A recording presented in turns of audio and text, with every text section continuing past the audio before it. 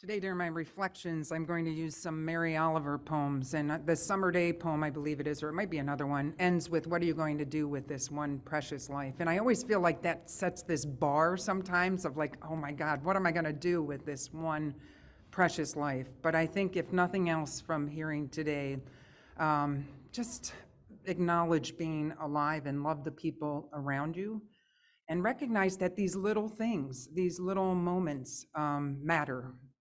So perhaps with your precious life, you'll just pay attention and be gracious and generous when you're able.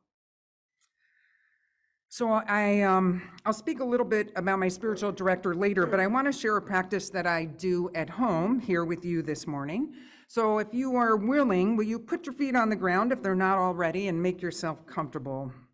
And if you like, close your eyes. If not, that's fine. And what she tells me to do is to breathe in what is life-giving. What do you need right now to feel supported? Breathe in what is life-giving. And as you breathe out, let go of what's not useful to you. What isn't useful to hold on to? And if you can't think of specifics, don't worry about it. Just keep breathing with those intentions. Breathe in and breathe out what is useful and what is not useful. And then imagine roots going from the bottom of your feet and into the earth, and let them anchor you in the energy of what you need more of. Just be in that energy. Put your intention on the bottom of your feet and let that energy come up through your ankles and your lower legs and your upper thighs into the lower part of your body. She talks about the center chakra, and just sit in that energy and breathe.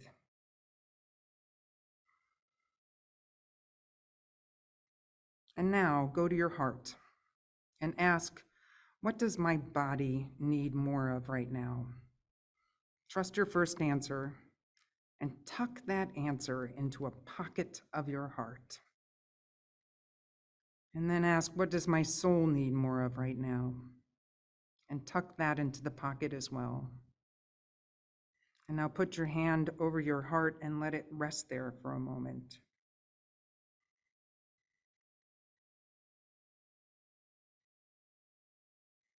She always has me end by slowly opening my eyes and taking in what is around me. So open your eyes and just take in what is around you this morning, these beautiful people, these beautiful flowers, the beautiful sky,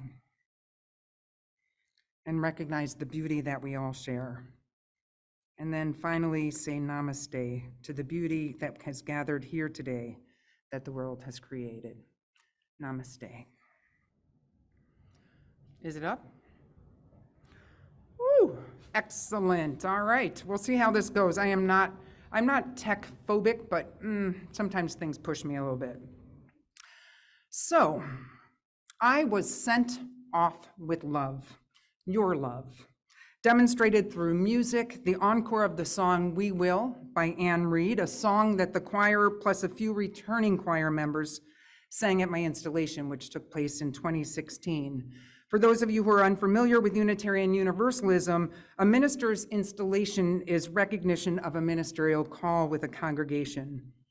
I remember tears welling up in my eyes as I heard the song sung many years ago, and once again, when you graciously sent me off on a 4-month sabbatical that spanned from April 15th to August 15th.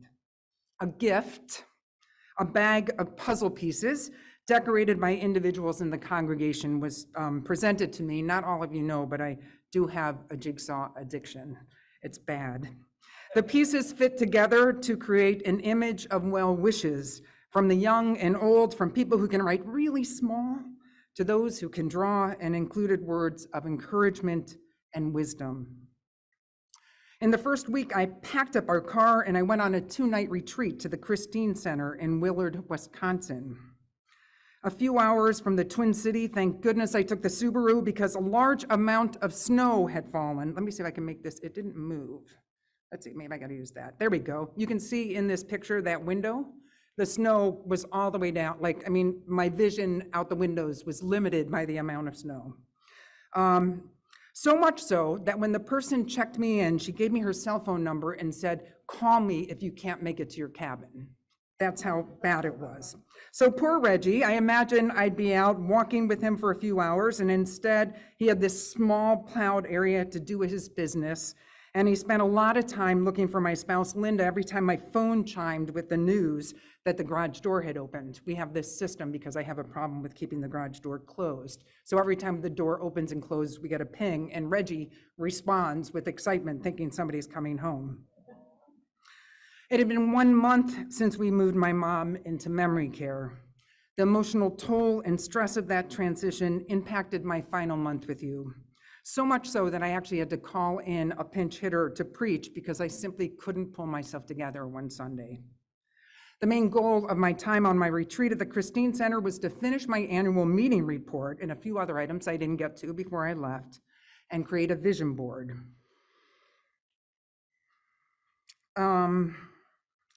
So I created a vision board many years ago when I was on retreat with a bunch of ministers, and I really loved it. I found it to be sort of a creative and meaningful process. I was equipped with my scissors and my glue sticks and a collection of magazines that I had picked up from free little libraries for months prior to my sabbatical. There's no way to plow through making a vision board because pages must be turned and words must be read and images are taken in with your eyes to see what resonates with your spirit. I've been working with a spiritual director for a while, as I mentioned, and she encouraged me to use the word allow in a central way for my sabbatical. Allow opens the door of what will be, and it allows me to get out of the way of my own self and enter into the mystery. The day after I returned, Linda, her parents, sister, and brother-in-law were off to Valparaiso to visit our son, Quentin, and his girlfriend. Let's see if this works. Oh, we did it. All right, excellent. It was lovely to return home from a trip and have a chance to be moving from the inward to the external and to be around families. Quentin works with the women's softball team at Valparaiso, so you see us on the stands. We had 10 days back in the Twin Cities before our next trip. I was a little bit like a kid starting a new school year. I had bought a little red notebook and I wrote sabbatical on the cover, and I created list of hopes and desires for my sabbatical. I was reading a book called Pause, and the author encouraged you to be super intentional about times you were given sabbatical. So I created a list with what I was hopeful for in the months ahead. The list included the following headings: health, arts, learning, action, friends, travel, and home. By the end of the 4 months, I touched on all of them, but home projects, something I imagined I would be doing a lot of, was woefully neglected. I expanded on the list and wrote paragraphs about each heading. I wrote how I wanted to add additional healthy activities, both some I do on my own and with others. I wrote of wanting to spend time in museums and with artwork. The arts make me marvel at the human desire to create, help me come alive, and give me hope, I wrote. I wanted to find learning opportunities for growth, both in workshops and groups and in books. I wanted to engage in social justice so I could be around people trying to make a difference. And I envisioned reconnecting with friends and family locally and in other parts of the country. And finally, I wanted to travel so I could infuse myself with new places and experiences. I ended this section with the sentence, "Gratitude and blessings for MSUS." I knew you were in good hands over the summer. It's slower with most teams and groups taking a break and less frequent worship. So I was able to let go and imagine all of you carrying on without me. This is a picture from the the Walker Art Gallery. I think this exhibit's still up. It's Pasita Abad. It is the most beautiful exhibit. So if you're in the mood to go, go. During the 10 days before our California trip, I attended a conference for caregivers and those supporting a loved one with dementia, sponsored by the Twin Cities Jewish community. It was a day well spent, where I surprisingly connected with an old friend and a few colleagues. After offering the woman sitting next to me, who was writing on her little brochure, some extra sheets of paper, I discovered that her mother actually lived next door to my mother in her facility. Sometimes the universe works in mysterious ways. I'm grateful that I had some newfound knowledge and insight about dementia before our trip, where Linda and I and my mom took off to California. I had the honor of officiating in my niece's wedding, and my mother was super fired up about this trip. Weeks before we departed, there were emotionally charged days and phone calls as my mom's dementia created anxiety over being left behind or thinking that a certain day was the day we were going when it was not. I found myself continuing the role of not just a daughter and primary caregiver, but also the sibling and the aunt who educated others in the family about the disease and how to best interact with mom. After 3 nights of caring for mom, sharing an Airbnb with other family members, hosting a gathering for dozens of family members, and officiating the ceremony, Linda and I parted ways and went on our own trip in California. Sorry about that. My older sister helped mom get home, which was really awesome. So it's hard to describe what it's like to love someone with dementia, but I found many people during my travels and during my sabbatical who've had similar experiences, and I found real solace in sharing stories and hearing other people's stories. Our trip to California, here's my niece and her new husband, included driving a distance of 400 miles from LA to Davis and then back. We had times with friends from childhood, from college, roommates of Linda's from 35 years ago, and family. We went on a lot of walks and hikes and filled up with the beauty of forest and shorelines and vast farmlands. I lived in California for 6 years and met Linda there, and I feel a very deep connection to that place. A quote from Parker Palmer's piece titled Spring. How fortunate I feel I got to have my sabbatical in spring. Spring in its fullness is not easy to write about. Spring is so flamboyant that it caricaturizes itself, which is why it has long been the provenance of poets with more passion than skill.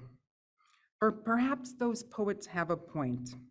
Perhaps we're meant to yield to its flamboyance, to understand that life is not always to be measured and metered as a writer compels us to do, but to be spent from time to time in a riot of color and growth. One could say that by that point, a month into my sabbatical, it was time to rest. But you guys know me. I had registered several months prior for a 2-day facilitated retreat titled Coming Back to Life, Courage to Emerge. It was put on through the Center for Courage and Renewal, which is a center that was started by Parker Palmer, who's an educator and who has influenced UU ministries across the country. I zipped up to a retreat in Belle Plaine in my new bright red Prius, my first official road trip in a car I waited over a year for. I showed up to the workshop along with a few other people, unknown and not knowing. The facilitators and the participants were all strangers to me. I was just a middle-aged white woman, a seeker, joining others who were willing to show up. We studied poetry. We shared symbols of where we were in our lives. I showed my vision board. We walked solo outside, picking up things from the ground, carrying them with us for a while, and then putting them back down. I love metaphors, and the retreat was full of them. Mid-sabbatical, I joined a focused book group on the book, The Inner Work of Age, Shifting from Role to Soul. I've seen people in the church show up that way, but I was delighted and humbled to see something similar in these different environments. For me, there was freedom in just being Laura versus a minister. I was one of the youngest women in that group, and I loved being among the people who were willing to reflect on the stereotypes of aging and then shatter them with stories of their own lives. When you're a minister, it's rare to show up and not be known. I was so unknown that in virtually every group, people forgot my name, and I loved it. I began working with a spiritual director, as I mentioned, last January. She was working with me on letting go, on being versus doing. We've spoken about this before as a congregation. She encouraged me to shake things up, to look at my morning ritual that I had put in place when I was working full-time and asked whether it was still necessary to do the same thing. So I switched from reading fiction, which I now could do any time of the day, and moved into reading poetry and books that stirred my emotions and spirit. So here's one of the poems I love by Mary Oliver, Mindful. Every day I see or hear something that more or less kills me with delight, that leaves me like a needle in the haystack of light. I was what I was born for. It was what I was born for, to look, to listen, to lose myself inside this soft world, to instruct myself over and over in joy and acclamation. Nor am I talking about the exceptional, the fearful, the dreadful, the very extravagant, but of the ordinary, the common, the very drab, the daily presentations. Oh, good scholar, I say to myself, how can you help but grow wise with such teachings as these? The untrimmable light of the world, the ocean's shine, the prayers that are made out of grass. My spiritual director also encouraged me to let go of time, to lose myself in time, even if I had to, which I did, set an alarm for several hours so that I could forget about time, but still return to time when I needed to do something later. She encouraged me to close my eyes if I was tired. What a radical concept. Let rest and naps come unapologetically. My spouse, Linda, who works from home, was still on a 40-hour work week. So the structure of the workday was ever present in my home. So often I had to leave to go to a coffee house or a park or a lake or a museum to remove myself from the comparison of our daily lives. Linda graciously supported me with the plan to do less and be more. I love excursions, and I brought myself a low beach chair that sits upright and reclines for those naps, which I would take to the lakes and parks for picnics or for time to read. I found a free bus pass to go to the Science Museum, and I found my way to a new bus route. I flashed my little pass in both directions. I avoided parking in downtown St. Paul. I sat in the IMAX theater and watched a film on Alaska and took in an exhibit that Amy back there suggested called Exquisite Creatures. The place was packed with kids and families, so I put on my headphones and cranked classical music as I marveled at the wonder of nature and the pattern of bugs. I went to other museums on my own, taking in the beauty, creativity, and cultural critiques of various artists. I snuck away for a few nights at a cabin at Lake Sackatow State Park in Waterville, Minnesota, for a time of reading and writing and biking. I felt joyful and at ease, able to choose how I was going to spend my days. Time did become expansive. I began to trust that there was enough time to waste, as some may call it, and still contribute to life, whether that was with my mom or with Linda or with others. Another poem by Mary Oliver. I worried a lot. Will the garden grow? Will all the rivers flow in the right direction? Will the earth turn as it was taught? And if not, how shall I correct it? I was right. Was I right? Was I wrong? Will I be forgiven? Can I do better?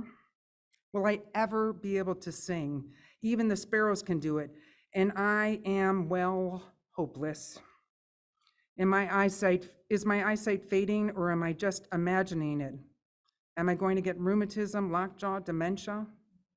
Finally, I saw that the worrying had come to nothing, and I gave it up. I took my old body outside, and I went out to the morning and sang. One of the most cathartic parts about my trip to Sackatow was riding a bike trail on my own. I brought my bike, I wasn't even going to, and there was literally a trail in the campsite that went miles and miles in both directions. And I had put on a show that my dear friend Stuart loved and sang along to it and just bawled because he had died several years ago. It was sort of these times out in nature where just everything was, the veil was very thin, let's just say. I tried on new things and I returned to things that were familiar. I increased my Tai Chi practice to twice a week for several months, only to find that I really was not able to memorize the movements at the pace that made me feel like I was progressing. Later, after hearing about a woman who was doing Qigong, I signed up for a class this fall to see if that fits my spirit better. I surprised a number of people and myself when I signed up for a beginning class at St. Paul Urban Tennis, which I enjoyed tremendously. I hope to continue playing tennis casually in some capacity for the years to come. I found that my spirit thrived in the environment of casual, competitive play compared to the quiet formality of Tai Chi. The women in the class were awesome. I was at least 20 years older than all of them, but we just had the best time. I kayaked a number of times. I went on a lot of lengthy bike rides on my own and with Linda. I kept up my daily walking and often doubled the steps. I picked strawberries and raspberries and made several batches of gazpacho with veggies from our garden. I experimented with cooking vegan and other cuisines. I started a book on visual journaling, which included going to my local art store with a scrap of paper that I handed to the clerk with handwritten list of supplies that I needed to get started. The book was very instructive about what you were supposed to have. I found that the summer weather called me outside more than inside at my table, so this is something I hope to continue in the cooler months. There's still more on my list, surprise, surprise, of things I want to try, and although I don't know when I'll get to them, I have a new trust in myself that I'll get to them if they remain of interest. Relationships were something I wanted to invest in during this time. The trip to California and one later from the East Coast to connect with family and friends were the most far-reaching. Locally, I made a list of 37 people or couples that I wanted to connect with, only connecting with a third of them. I am a little manic sometimes. I will continue to reach out in the months and years to come. I took advantage of the ease of getting out of town and took additional excursions. One with my dear friend Ted's widow, Anne. We went up to Grand Marais and revisited where we scattered Ted's ashes several years ago, and also shopped and dined like Ted would have wanted us to. I went to a small lake in Minnesota with my sister from California for 3 nights. We took my mom to a family reunion in Red Wing for several nights. And I went to Lake Geneva, Wisconsin with Linda's family to celebrate her parents' 65th wedding anniversary. Our sons were part of several gatherings, which was such a gift. I knew deep in my being that prior to my sabbatical, I was long past the point of saturation. My cup had runneth over, and under the pressure of ministry and the toll of the pandemic and the life-changing events in my mom's life. I was aware of my inability to absorb new information, my short emotional fuse showing up more than I liked, and an acute continual grief and exhaustion stemming from a number of things and my desire to fix things and make them right. This is something my spiritual director is working with me a lot. I was surprised that my initial reflections on my ministry during my sabbatical was primarily of shortcomings. Linda, the minister's wife and the kind soul that she is, constantly walked beside me, listening and gently asserting positive narratives and perspective. As I think back, I realized that when I joined you in 2016, I immediately took on the responsibility and expectation of unprecedented growth at MSUS. I am, after all, your first full-time minister, brought in with the funds and the desire to grow. And as I thought back and recalled how the first few years together, it looked like we were really heading in that direction of growth. Not rapidly, but steadily. Our little sanctuary remained consistently full, and our religious education program boasted over 30 kids. And then people left. They left for numerous reasons. Some moved, some died, some left with disappointment, and several simply changed their life focus. Side note, I did realize on Sunday mornings how many people are out and about at farmers markets and at lakes. Clearly, there is no shortage of joyful and meaningful things to do on Sunday mornings. But in a church this size, when people are no longer with us, we feel that loss. Larger churches don't share that same emotional experience often. During our years together, we made a courageous value-based decision to sell our inaccessible building with the most charming and flexible sanctuary. We followed the protocol and we stopped meeting in person during COVID. We moved through several directors of religious education. So much of what was no longer. And the mantra of growth, the weight of the numbers of members, of pledges, of people in the pews or the chairs on Sunday mornings became a parameter of success or failure. I hadn't realized how much I had shouldered and how I saw the numbers as a reflection of my ministry. My guess is that some of you share these same emotions. In one of my last meetings with Reverend Diana before she left for Mankato, she shared a TED Talk video that Mankato Church had recently shown. It was a talk by Keith Raworth, a British economist. It's titled, "A Healthy Economy Should Be Designed to Thrive, Not Grow." I'm not going to go into the model that Raworth suggests, but instead tune into her analysis that in a society of consumerism, we are obsessed with growth. She shows this map of growth with an airplane in front of it lifting off. Although I did just watch it this morning and I didn't see the airplane, so I wonder if I imagined that. But she did say, this plane never lands. We've created a model that depends on unending growth. It just keeps going. This plane never lands. Wow, those words struck me when I heard them. I feel like my sabbatical, the gift you all gave me as part of my contract with you, let me land. I had 4 months to ground myself. I wish I could say that I found all the answers when I was gone. Instead, I feel like I've returned with clarity on the cost of that weight of the continuously desired and expected pattern of growth. I've returned with more curiosity and wonder about what would happen if I and we recognize that we continue to thrive whether we grow or not. We're on a journey with a larger faith movement driven by a solid and necessary purpose, vision, and values. Last Sunday, Kathy spoke about where we're headed with the revising of our Unitarian Universalist covenant principle, purposes, and sources. With love at the center of everything we do, we're moving towards not just espousing our beliefs, but being accountable for them.